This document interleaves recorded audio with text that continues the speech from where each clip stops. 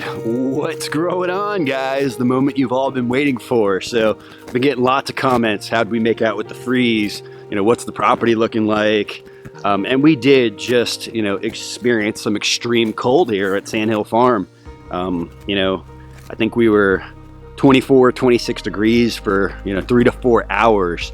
It was so cold, I honestly didn't even get out here with my, laser reading thermometer to actually check the different temperatures. I was huddled inside by the fire.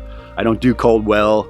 I've definitely adapted to these subtropical climates we have here, and I don't enjoy going outside when it gets to be this time of year. So I know you all are dying to see the depth, and I'm going to be honest with you, there is a lot of depth. We had that night that it was really cold, it was really windy, and that wind really blew a lot of that warm air out of my canopy. A lot of my microclimate had left. And something I want to point out to y'all, you're going to freak when you see the follow-up video here in 2 months, because, right now, a lot of things are brown. A lot of things are kind of, looking dead. Obviously, there's a little bit of green out here right now, and I did something interesting this year. I actually cover cropped the market garden and some of the other areas around the farm with ryegrass. So that's kind of giving me a deep green right now, kind of giving us a little bit of life to look at out here. That's also going to be a natural form of nitrogen back into the soil. We're out here in that north end of my property. This is that market garden. There's a lot of stone fruits out here, figs, persimmons, mulberries, peaches, plums, things that can handle the cold. So the things that got hit out here, the Mexican sunflower got hit, the firebush got hit, and that stuff has gotten hit here before. That stuff is definitely going to recover. It's going to come back.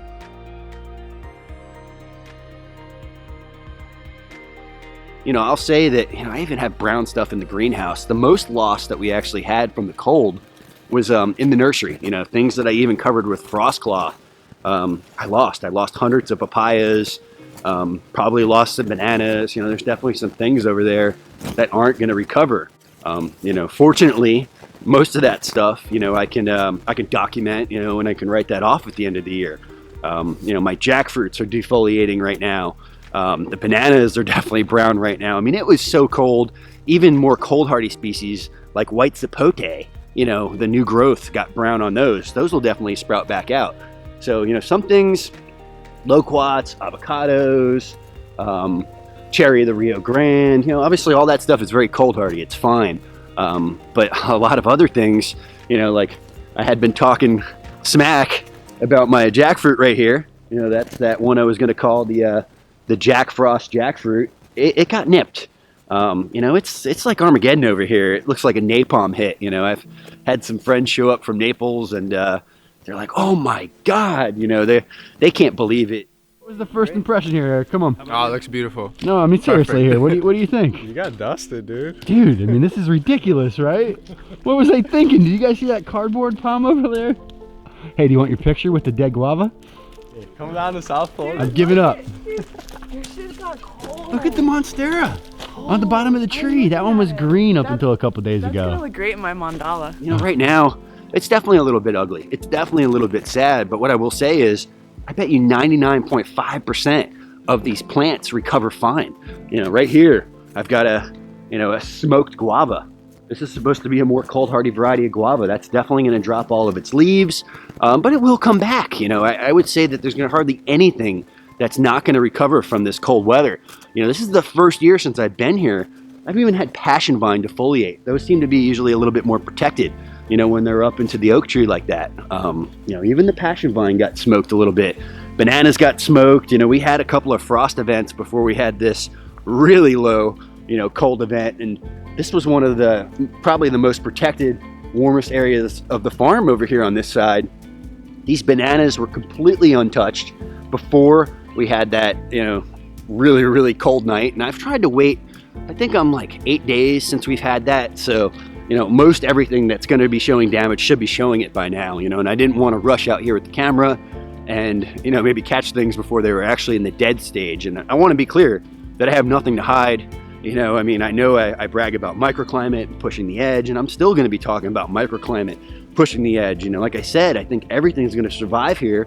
They're definitely going to fruit a little bit slower. They've been damaged. That recovery time is going to be a little bit slower. So, something like a banana, if it was covered in green leaves and made it through the winter, it's going to obviously fruit that much quicker. So a lot of these have to push out new growth again before they actually drop bananas, So it's definitely it's slowing us down a little bit, but it's not going to stop us. Remember that. So, you know, I'm about to flip the camera around, and I just want you all to hang tight. Don't cry. Don't be upset. I want you to know I'm truly, I mean, I'm not that upset. You know, I don't like going outside right now, but I completely understand how quickly plants grow. We're in Florida. It's hot. We get lots of rain. This is honestly no big deal. So hold tight. All right. So as you can see, it's not as pretty as it normally is here at Sand Hill Farm. You know, this is what it looks like after we get an extreme cold front. You know, this is this is a melted banana. It has a little bit of life, but you can see, I mean, all the cells just completely exploded from the cold weather. You know, this is a Turk's cap hibiscus. It's not very happy. There's a longan back in there, and that one did not look too bad after the cold. And like I said, I'm really glad I waited to make y'all this video, because now it's definitely showing a little bit of cold damage. But right here, 10 feet from it, is a lychee, and these are both extremely cold, you know, equivalent in their cold tolerance, the lychee and the longan. The lychee looks completely unaffected. I mean, you know, I could get in here. I see there's a couple of brown leaves, but the new growth looks great. So, you know, the lychee definitely took the cold really well. You know, I have a sapodilla up in here. It has a little bit of cold damage. Tamarind with a little bit of cold damage. And the one that really shocked me was the mangoes. I have a lot of mangoes that are kind of uninfected. So the Cattleya guavas did really well. That mango's got some orange leaves on it. It's probably in a more exposed area of canopy, but you know, coming up in here to this area. So this is one of the sad ones. I did not expect the star fruits to get this damaged. And you know, something I'll say, you know, I mean, look at all this fruit. There's probably 100 pounds of fruit on this thing right now. This is all compost. This is all chicken waste, unfortunately. This is all going to the coop. I did not expect these things to defoliate like this, and I have a feeling it's because they weren't hardened off. You know, they were pushing new growth. They had fruit on them. So, you know, there's probably multiple reasons why, but we did have some cold a couple weeks before this major event, you know, that these things were just so affected. Now, I do not think for a second here that these will not recover. These are super tough trees. They're super vigorous. They honestly needed a pruning. It's just going to slow down the production. Not going to get the fruit I probably would have got. They're going to recover. You know, I'm not really sweating it. I'm going to show you, you know, a mango right now. I mean, this is a defoliated jackfruit right up over here into this area. Here's a brown mango. And this is definitely going to recover. I'm not really worried about this tree whatsoever. You know, very tough. Not a big deal. You know, this is what it looks like with bananas in the wintertime. This banana in particular, I believe it was like a dwarf Puerto Rican or something. It was never really a healthy or well-grown banana, not lots of pups. But, you know, some of my other bigger ones, you know, the pea stem, that stalk of the banana looks great. They might even push out new growth and not have to wait for that new pup to come back up. But, I mean, as you can see, I mean, we got smoked. You know, the cold came through here. Definitely nipped me really hard, probably blew a lot of that microclimate out. And we've got a lot of damaged plants up in the area. You know, like I said, I don't think anything is completely dead. The pineapples look great still. Got a couple of Japodicabas that look great still. And yeah, here's a perfectly fine Japodicaba. Definitely a little bit of a sad looking mango. Like, so when we first had the cold, I didn't even think this thing was affected. Like I said, I'm glad I waited a little while. You know, it's starting to show a little bit of that damage now. So I want to make sure you all see what really happened. You know, I'm not trying to hide anything here. You know, I want you all to know that, you know, when you're planting these trees like this, when you're pushing the edge like this, you know, something I would suggest is, you know, don't plant anything that you can't afford to lose. And you know, a lot of this stuff out here is it is experimental, and I knew what I was doing. And you know, the cold weather that we just got historically is very common in this area. You know, I had made a lot of jokes about banking on global warming, but you never know what you're going to get. I mean, look what we just got. So obviously the global warming didn't protect me here in this situation. Rollenia has definitely already dropped the leaves anyway. That's very common.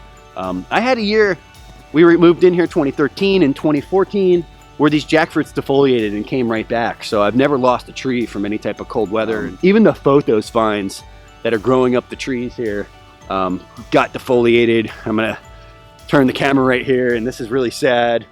My star fruit next to the greenhouse got pretty well nipped, and my new passion variety, which this variety growing on top of the chicken coop, and you can barely tell there's even passion fruit there right now, was a seedling of that purple possum passion fruit, and they were really, really, really good. And this variety, or this, this vine, if it comes back, is going to be a new name variety. It has produced enough fruit to actually become a name variety. Like I said, it's a seedling of the purple possum. Probably going to call it like the purple pear. It's more of a pear shape, a little bit of a bigger fruit, very sweet, quite delicious, and I'll take this variety, bring it to one of these large commercial breeders like AgriStarts or something, and they'll propagate it out, and we'll hopefully get it, spread all over the place. So as long as that vine recovers, I can promise you're going to hear about this purple pear again. Bananas on the exposed area, completely toasted. This almost happens every year, so this is very common here.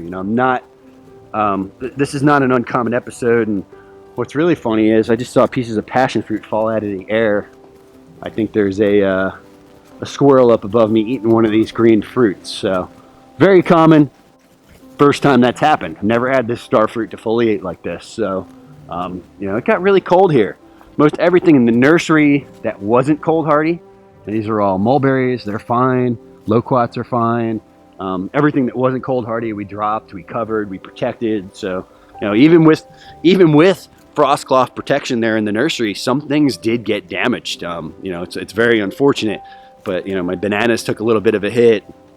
I think I was mentioning, even some of the firebush took a little bit of a hit. And I've got 15, 20-foot firebush over here by my house that has defoliated in 2013, died all the way back to the ground, resprouted. So, kind of interesting. So it's, I'm definitely up here kind of pushing the edge. And I will tell you is that big project Jubilee I did is like 75 miles south of here, and they haven't gotten below 36 degrees. So talk about a microclimate, being surrounded by water like that. I'm definitely being 30 miles north of Tampa like this. I'm growing things I shouldn't be growing, and I know that. This is, a lot of this is kind of bound to happen, was going to happen, and kind of the inevitable. It was just a sooner or later type thing. I'm actually getting ready to walk past another longan, and this one, is pretty much, it's got a little bit of leaf curl, but this one, it's got a little bit of tip problems, so it doesn't look too bad whatsoever otherwise. It's a taller tree, definitely in the canopy. I don't know, longans, that one actually had fruit on it last year. Probably going to have a little less production though, because it's in the canopy like that. Over here on this side, you can see some bamboo there in the back, and that's Dendrocalamus asper. That's a very tropical variety of bamboo, a very, very sought after edible shoot variety of bamboo, and it does not like the cold weather. So I know I'm pushing it with those, and if we keep getting, like I have a couple of exposed clumps that get hit every year, and they don't really grow, they're not getting really past that stage. If that continues to happen, I'll probably just phase those out, dig them up, bring them down to Jubilee, because that's where they'll thrive. Definitely not thriving here. So I will want to show you all this yellow Japotacaba. I want to show you the firebush, and that's a wrap. So the yellow Japotacaba is supposed to be more sensitive than the Sabra, and here it is right here. And there's a little bit of tip burn, so I'll show you all right here. A little bit of tip burn, but otherwise it looks really great. So something else I'm going to point out here with this new rig, I don't have that little screen to look at with the Sony next to the camera. I can't really square myself up, so it might take me a little while to kind of get used to this. But I think it's a better thing too, because I constantly caught myself looking at that little screen next to it, and a lot of times, honestly, I wore glasses, and I probably still wear glasses because of the sun, but so you guys couldn't tell what I was looking at. I didn't want to look cross-eyed, always staring at the side screen. So right here next to me, this is that Amelia patens. This is the firebush. This is defoliated here before. I mean, this is just melted. There's really nothing left of it. Definitely green still. It's not snapping. It's still alive. It'll definitely resprout. I'll probably cut it back before it has that chance to resprout though. So yeah, so we got dusted. We definitely got hit a little bit. No big deal. Things will recover. It's not so pretty right now. So That's why I'm going to be doing a little work out of town, be doing a little bit of traveling. I want to stay away from here until things green up. It's definitely a little on the depressing side. So freeze follow-up. Just wanted to show you all what's growing on. Hope you enjoyed. Don't forget, like, subscribe, share. Most importantly, pound it.